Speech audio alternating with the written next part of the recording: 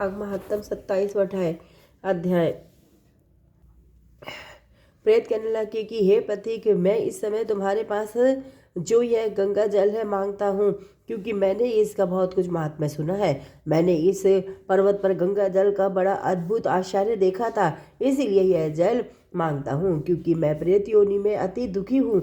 एक ब्राह्मण अनधिकारी को यज्ञ कराकर ब्रह्म राक्षस हो गया। वह हमारे साथ 8 वर्ष तक रहा। उसके पुत्र ने उसकी अस्थियों को इकट्ठा करके गंगा में कनखल स्थान पर गिरवा दिया। उसी समय वह राक्षसत्व त्याग कर सदगति को प्राप्त हुआ।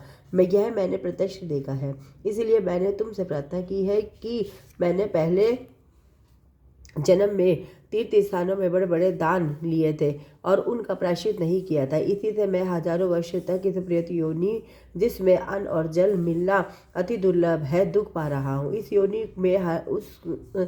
योनि में मुझको हजारों वर्ष बीत गए। इस समय आप जल देकर मेरे प्राणों को, जो कंठ तक आ गए हैं, बचाओ। कुष्ठ आदि रोग से भी मनुष्य प्राणों को त्याग करने की इच्छा नहीं करता। देवदूती कहने लगे कि ऐसे उस प्रेत के वचन सुनकर उस ब्राह्मण बड़ा विस्मित हुआ और वह अपने मन में विचारने लगा कि संसार में पाप और पुण्य के फल अवश्य आ पड़ते हैं। देव, दानव, मनुष्य, कीड़े मकोड़े भी रोगों से पीड़ित होते हैं। बाल तथा वृद्धों को मरण, अंधा तथा कुबड़ापन, ऐश्वर्य, दरिद्रता, पांडित्य और मूर्खता सब कर्मों का से ही होता है। इस कर्म भूमि में जिन्होंने न्याय से ध्यान इकट्ठा किया वह धन्य है। यह सुनकर प्रेत गदगद वाणी से बोला, हे पथिक, मैं जानता हूँ कि आप सर्वज्ञ हैं। आप मुझको जीवन का आधार जल इस प्रकार दो जैसे मेघ चातक को देता है। तब पथिक कहने लगा कि हे प्रेत, मेरे माता पिता भृगु क्षेत्र में बैठे हैं, मैं उन्हीं के लिए जल लाया हूँ। अब बीच में तुमने गंगा के संगम का जल मांग लिया। अब मैं इसी धर्म संदेह में पड़ गया कि क्या कांड वस्तु में यज्ञों को इतना नहीं मानता जितना प्राण रक्षा का मानता हूँ। इसलिए प्रेत को जल देकर तृप्त करके माता पिता के लिए फिर जल लाऊंगा। लोमश जी कहने लगे, इस प्रकार उस पथिक ने गंगा यमुना के संगम का जल उस प्रेत को दिया। उस प्रेत ने प्रीतिपूर्वक जल को पिया। उसी समय वह प्रेत शरीर को छोड़कर दिव्य देहधारी हो गया। केरल कहने लगा कि बिंदु मात्र गंगा जल से वह प्रेत मुक्त हो गया। हम समझते हैं कि ब्रह्मा जी भी इस जल के गुण का वर्णन नहीं कर सकते। नहीं तो महादेव जी इस जल को मस्तक पर क्यों धारण करते। इस संसार में जो मनुष्य काया, वाचा और मनसा के पापों से रंग गए हैं, वह गंगा जल के बिना नहीं घुलते। गंगा जल के सेवन से मुक्ति सदा तन्मुख खड़ी रहती है। जिसके जल को स्पर्श करते ही प्रेतत्व को छोड़कर मुक्ति को प्राप्त होते हैं। जो गंगा स्नान करता है वह वैष्णव पद को प्राप्त होता है।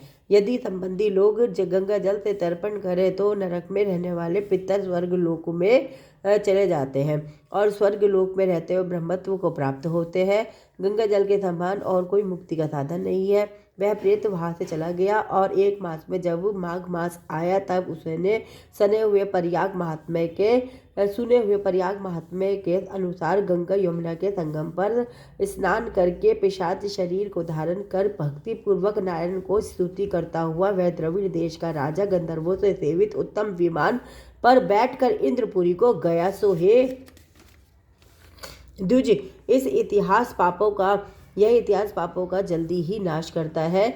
इससे धर्म का ज्ञान होता है। यह पुण्य, यश तथा कीर्ति को बढ़ाने वाला है, ज्ञान तथा मोक्ष का देने वाला है। तुम भी सदगति पाने के लिए प्रयाग चलो। वहां पर हम ऐसा स्नान करें जो देवताओं को दुर्लभ होता है। वहां पर शाप से पैदा हुआ पिशाचपन सब नाश को प्राप्त हो जाएगा। इस प्रकार लोमशी के मुख से अमृत में मधुर कथा को सुनकर मानो अमृत पीकर सब प्रसन्न हुए और पाप रूपी समुद्र से पार हुए। उन्हीं के साथ सब लोगों ने दक्षिण दिशा को प्रस्थान किया। हरे कृष्ण कृष्ण कृष्ण हरे हरे, हरे राम राम राम हरे हरे, लक्ष्मी नारायण नारायण नारायण, गोविंद नारायण नारायण नारायण, हर हर महादेव, हर हर महादेव, हर ओमकारेश्वर ज्योतिर्लिंग महादेव की जय, ओमकारेश्वर ज्योतिर्लिंग महादेव की जय, ओमकारेश्वर ज्योतिर्लिंग महादेव की जय। राधे राधे। श्याम श्याम श्याम।